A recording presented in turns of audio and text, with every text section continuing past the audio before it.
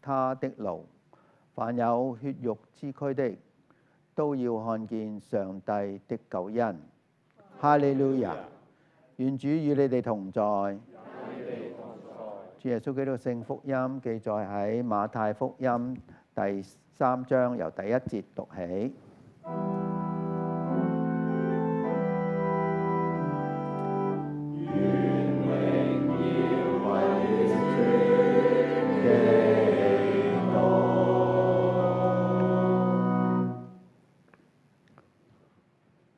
在那些日子，施洗的約翰出來，在猶太的曠野宣講：你們要悔改，因為天國近了。這人就是以賽亞先知所說的，在曠野有聲音呼喊着：預備主的道，修直他的路。這約翰身穿駱駝毛的衣服，腰束皮帶，吃的是蝗蟲和野蜜。那時，耶路撒冷、全猶太和全約旦河地區的人都到約翰那裏去，承認他們的罪，在約旦河裏受他的洗。約翰看見許多法利賽人和撒都該人也來受洗，就對他們說：毒蛇的孽種啊，誰指示你們逃避那將要來的憤怒呢？你們要結出果子來，和悔改嘅心相稱，不要自己心裏說：我們有亞伯拉罕為祖宗。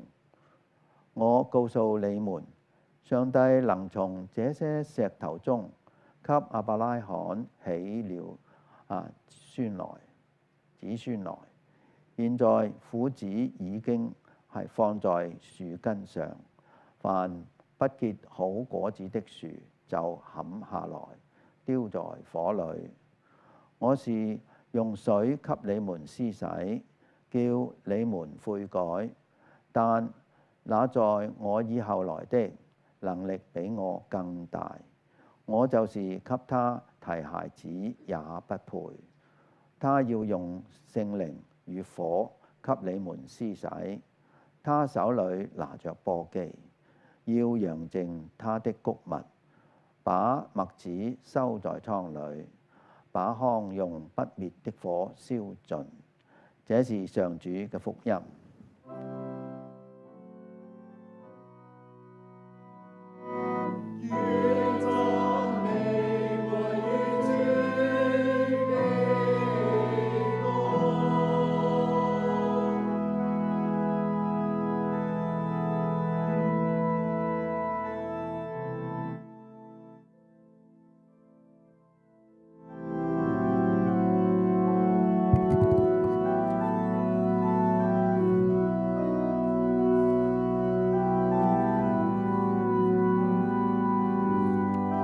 人都係猶太人嘅其中一班好 die hard fans 嚟嘅，其實係佢哋都好熟聖經㗎。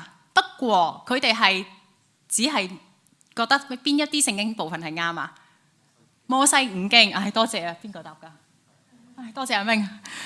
摩西五經係啱㗎嘛？呢班就係撒都該人。咁今日咧，其實呢一個施洗約翰咧，佢嚟到嘅時候，佢就係對住呢兩班人講嘅説話，因為呢兩批人咧，佢哋都唔相信會有一個佢哋所期待嘅一個彌賽亞嘅出現啦。呢個第一。第二咧就係施洗約翰佢嚟要宣傳一個消息，就係要講悔改嘅，要講洗禮啊嘛。咁但係呢個洗禮係講緊悔改，即是話佢哋作為猶太人，雖然佢哋已經受割禮，即是話男孩子咧第8天出世就要割包皮。嗱，呢個冇女士份嘅，因為佢哋喺整個嘅文化裏面咧都係以男性做一個主導。咁喺當時嚟講咧，男孩子猶太人第8天出世就一定要割包皮嘅，呢個就叫割禮，呢個係一個禮儀嚟嘅，唔係有冇需要嘅問題。咁做咗之後咧，佢哋就會係承傳住佢哋嗰個身份係由邊個開始啊？亞伯拉罕一路接續落嚟嘅，呢個就係佢哋就有咗嗰個身份，佢哋就可以咧承繼上帝子民嘅身份。咁而喺呢一度嘅時候咧，就呢一個嘅猶太人裏面咧，佢哋呢一班嘅法利賽人同埋撒都該人咧，都會覺得，喂，我哋已經係點啊？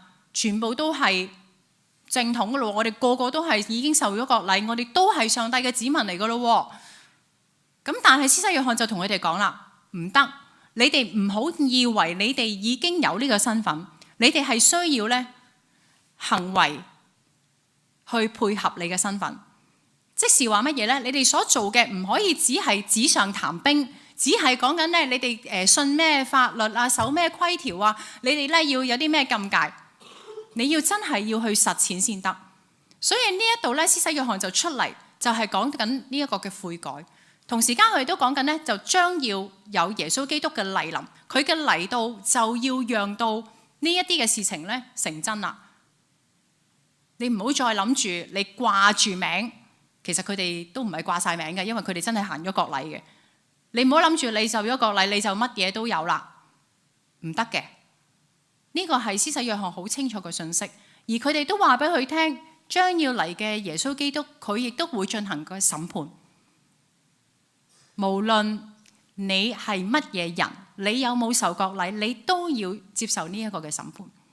但係對於當時嘅呢一班嘅法利賽人同埋撒都該人嚟講呢，佢哋唔想相信，咁所以咧佢哋就即係當然啦，施洗約翰亦都鬧佢啦，喺第7節嗰度就鬧呢兩班人就係毒蛇嘅業種，誰指示你們逃避那將要來嘅憤怒？呢個就係講緊嗰個基督要嚟嘅審判啦。你哋要結出果子和悔改嘅心相稱。嗱，呢度好清楚講嘅，所以去到第8節。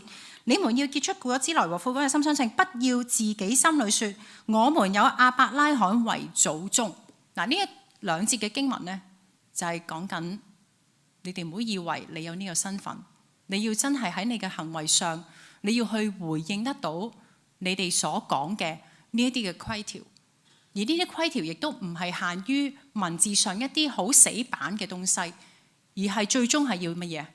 係要以上帝嗰份嘅尊重，嗰份嘅愛，去作為呢一個最終極嘅目標。